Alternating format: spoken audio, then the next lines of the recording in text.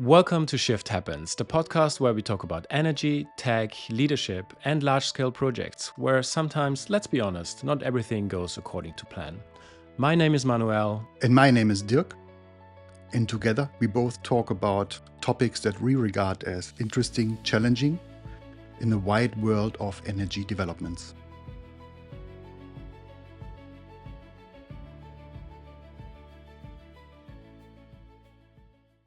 Hello, everyone. Today we talk about the European energy supply, the energy systems, talking about the way to net zero and also the current situation, how everything is affected by the Iran war in also terms of supply security. Yes, but before we dive into the current situation, given the war and everything, I think it makes sense to give the people a snapshot of the current status within Europe in terms of energy mix. So, what's going on in Europe? Yeah, so it is quite diverse still.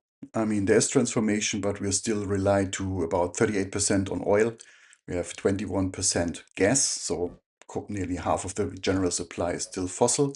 Then we have around 12% from nuclear, which is concentrated in specific countries. We know that. And the remainder of 20% is renewable energy. And that's the situation where we are at the moment. Yeah, but is this a changing situation? So, are things changing, or do you think it's like more a stable situation right now? Is there a significant change going on in Europe? Yeah, well, change we've seen is significant. Everywhere renewables are on the rise.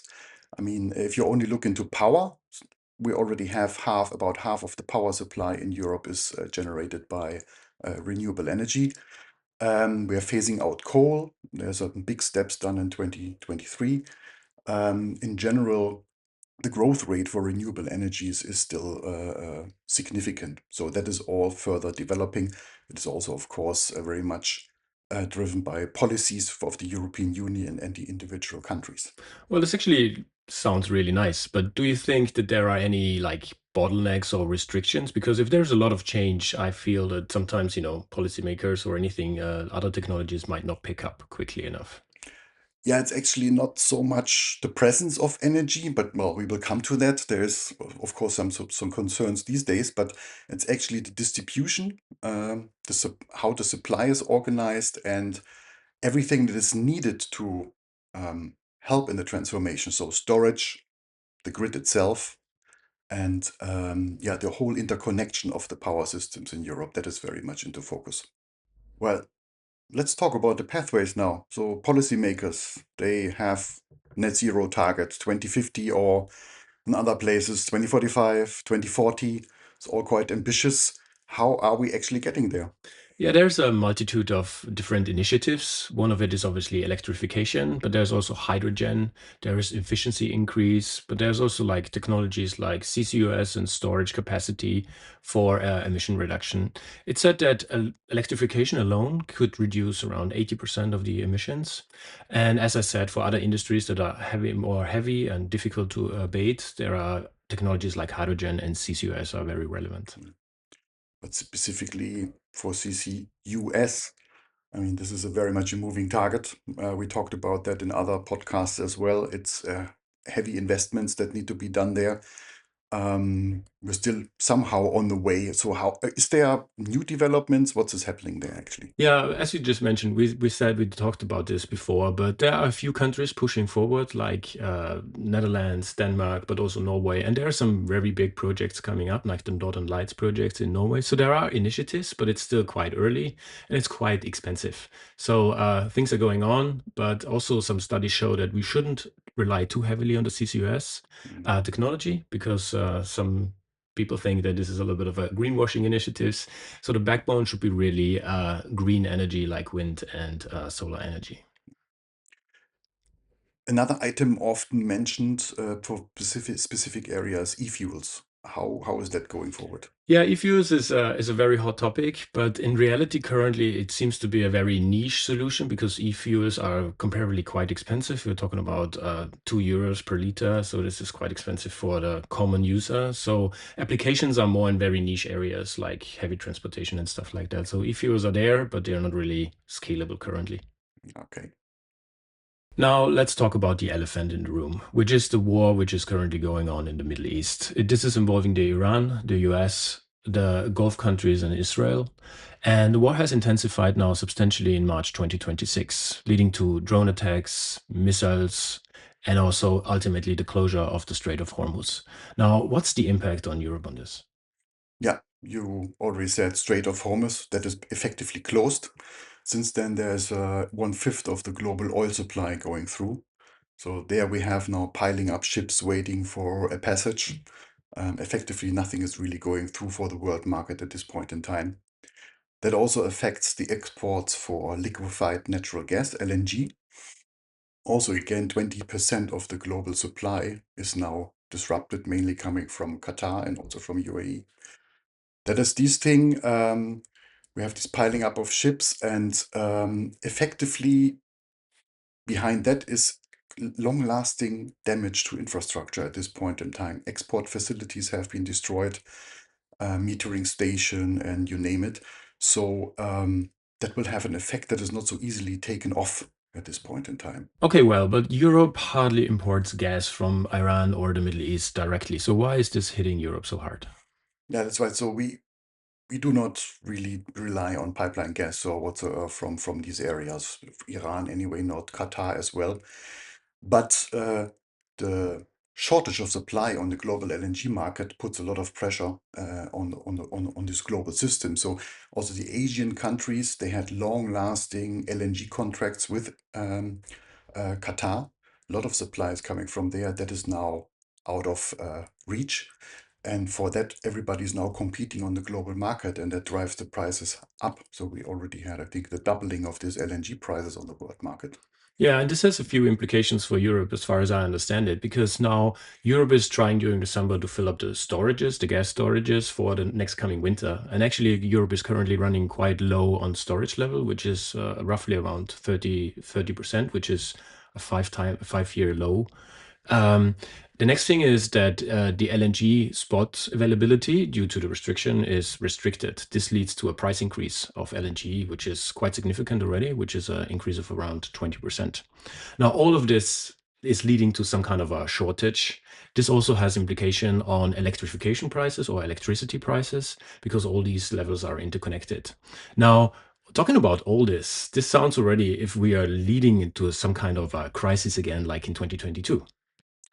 Well, yeah, there we effectively have cut off Russian gas supply, yeah, and we replaced it in the end by LNG imports, specifically Germany with new LNG terminals. And this is why we are basically are effective. We have very little room to maneuver, not no real new options which are coming up. So this disrupted supply routes of the Strait of Hormuz, they do not only affect primary energy, they also affect the byproducts which are coming with the fossil hydrocarbon production activities, fertilizers, sulfur, helium, you name it. Yeah, there's a general shortage of more material on the world market. On top of that, because of the raised risk and the intensity, insurance premiums for the shipping transports are going up. And overall, the whole world sort of is fearing that, is feeling that on every level, yeah, in the stock markets and everywhere, that things are somehow affected. Yeah, our whole supply chain is a bit on risk at the moment. Yes, the whole crisis is actually way more than just energy. It's about inflation and industrial competitiveness. So the pressure is everywhere. Yeah, yeah, specifically stock markets. I think they dropped by 5 to 10%, and that has effects on many levels. It's also the fear of inflation is coming up now. Yeah, food prices may be going up then, because all of these little elements, from the fuel of the delivery cars to whatever energy used in producing goods, they will all give a push to price increases with all the unwanted effects that we have here. Okay, now let's move from crisis mode to strategy. What does this mean for the long-term European planning in terms of energy or other industries? Long term on the one hand, short term as well, is in the press. Talk about releasing strategic reserves from oil and whatever countries have. Japan has already started. It's also in discussion in other countries now. Then we have basically the strategy towards how do you purchase energy, so like a unified purchasing mechanism for LNG on the European market to avoid competition that doesn't really help us at this point in time. And then very much going into more efficiency in the end, or taking out unnecessary things. So people start working again more from home to not to waste energy in commuting.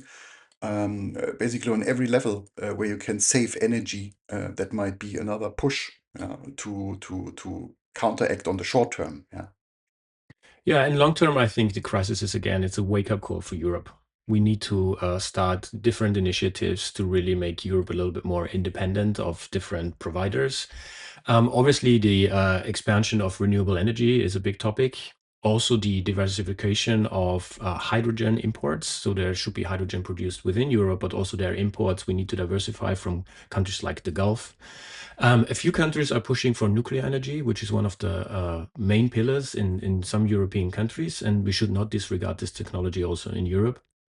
Another thing is stabilizing the grid diversification. So storage capacity needs to be available, but also the grid needs to be built out so we can electrify Europe better. And the last one is the industrial diversification as well. We need to make sure that we have diversified providers for critical elements like fertilizers, chemicals, steel industry. So we really need to rethink these dependencies on different countries. Now, on the other hand, this is very important, but what does this mean now for the net zero goals and the policies in Europe? Is this a good thing or is this not so good thing for Europe?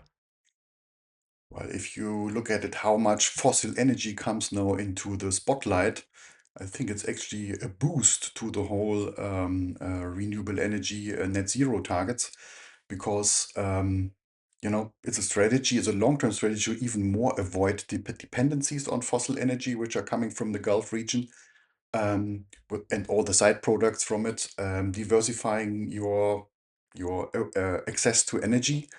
Um, that's the one thing, and it shows really that how energy is a geopolitical element, yeah, and self-reliance from renewable energies and nuclear and whatsoever becomes now even more a stronger point in the discussion. Something that is also often still, also specifically in Germany, avoided is talking about what you have on your own here. We have lots of untapped deep gas reservoirs, shale gas accumulations that have not really been seriously looked at because of the concerns about fracking. But you can open up all kinds of discussions again in order to think about your options that you have. You see something significant happens in the world, and then you have to rethink your energy mix again. So, in short, and to wrap things up, I think in Europe, the energy transition and the diversification of energy mix has been well underway. But I think, unfortunately, due to the crisis of Iran, this has become more and more evident and more pushing in the European industry because Europe starts to realize they need to become more independent and we need to rethink the way we do things in Europe. Yeah, it's a general push to your own energy sources, nuclear energy, renewables, whatever you have there, to avoid being really hit by these geopolitical shocks. So that is an interesting way forward. I'm curious to see how things are further developed, because there's always a time component to it. To make things completely different takes time. Now we have things happening on a weekly basis. Let's see when at least this crisis is resolved. With that, we thank you for dialing in today's episode. I hope you enjoyed today's discussion.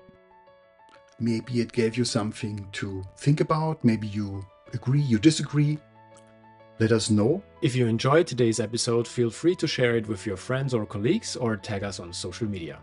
You can find us on MND Consult, that is mnd-consult.com.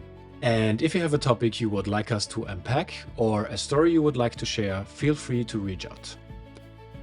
So take care and remember, Shift happens.